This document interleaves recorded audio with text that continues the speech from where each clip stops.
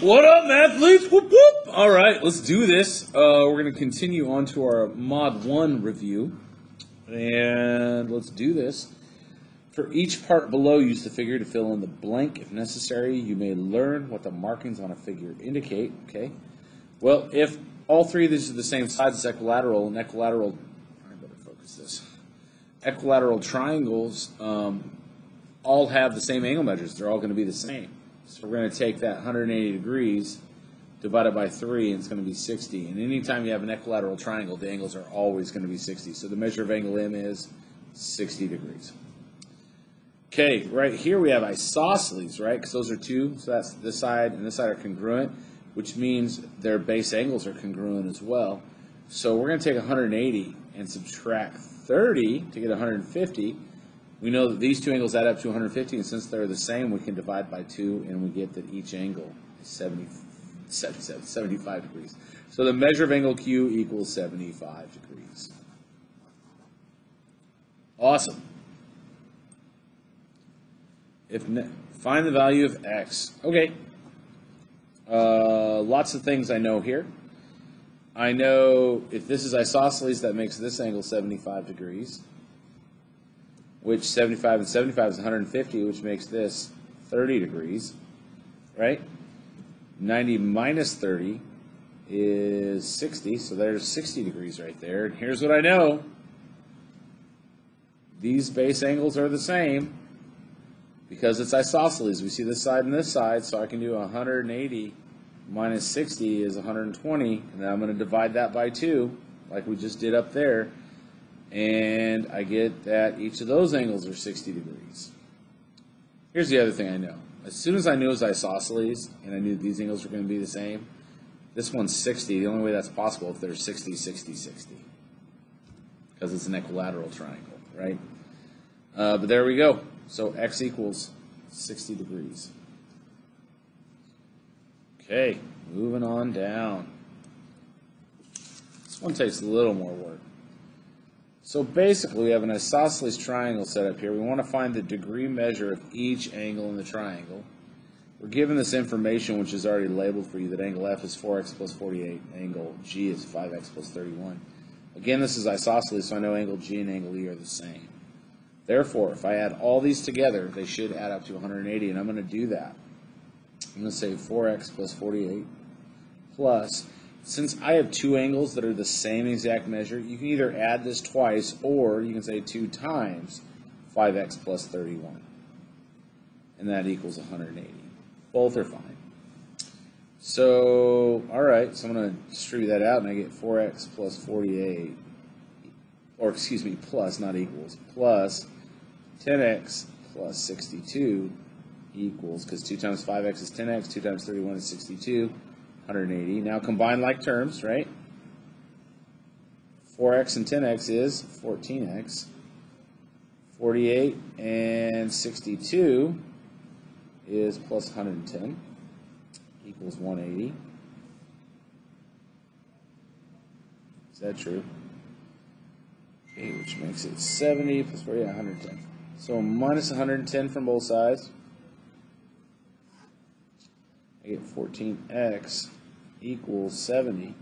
Divide both sides by 14, and we know that our x is equal to 5, because 5 times 14 is 5 times 10 is 50, 5 times 4 is 20, 70, right? We're not done. That's just the start, guys. Now we got to go into here and say, all right, so that's going to be 4 times 5 plus 48, which is 20 plus 48, or 68 degrees. Down here is 5 times 5 plus 31, okay? And let's see, that's 25 plus 31, which equals, I don't know, 51, 56 degrees. And since it's isosceles, this is 56 degrees, boom. If you ever want to check it, add them together. 68 plus 56 plus 56. 12, 0. 2, 10, 18. Look at that, 180 degrees like it should. Okay? Awesome. Moving on to the back of this page.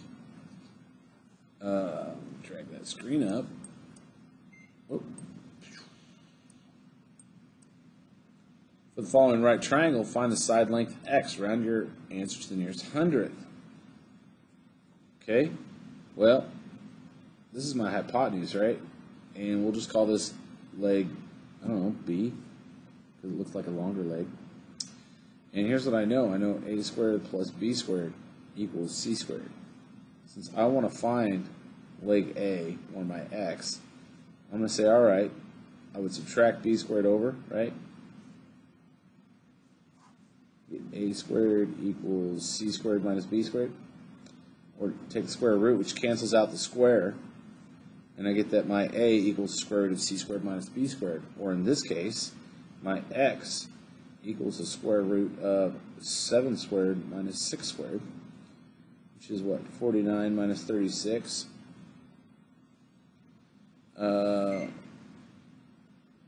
13 looks good.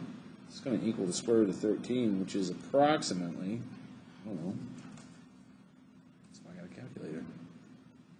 Second function, square root of 13. 3 point, it says to the hundredth, so 3.61. Boosh, right there. Okay? Awesome. We're going to do a lot of that right here. Here's how I'm going to do it on the calculator. You ready? The hypotenuse is always the big side. So I'm on a calculator just going to say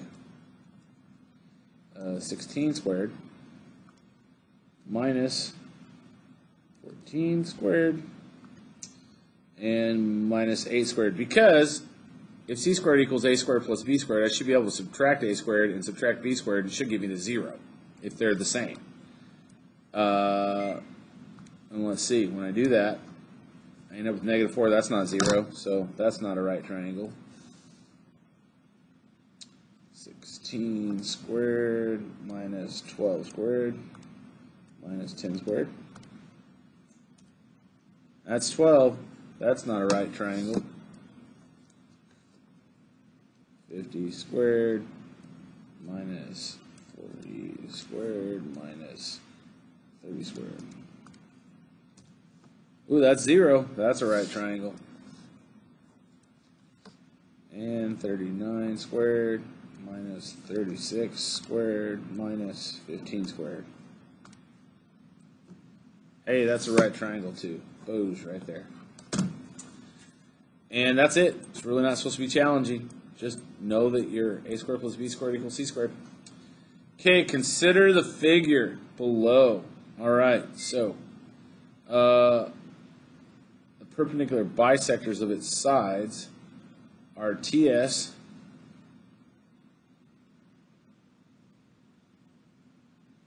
so it's just bisecting all these. So this side equals this side, that side equals that side, and this side equals that side.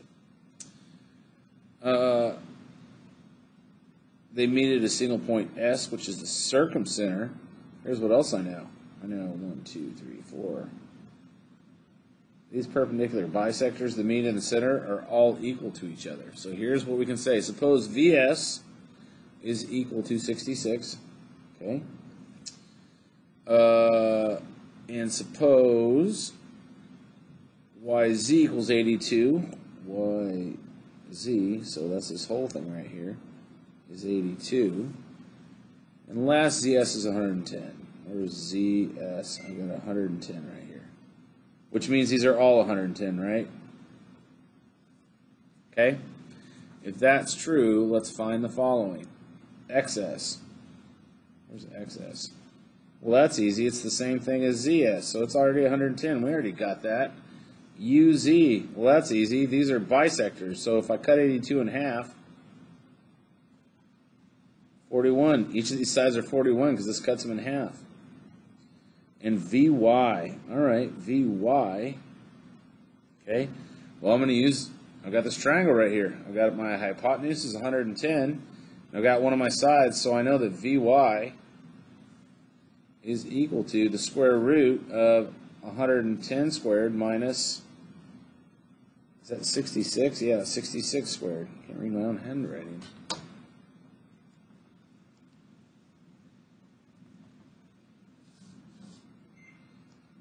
function square root 110 squared minus 66 squared in that parenthesis.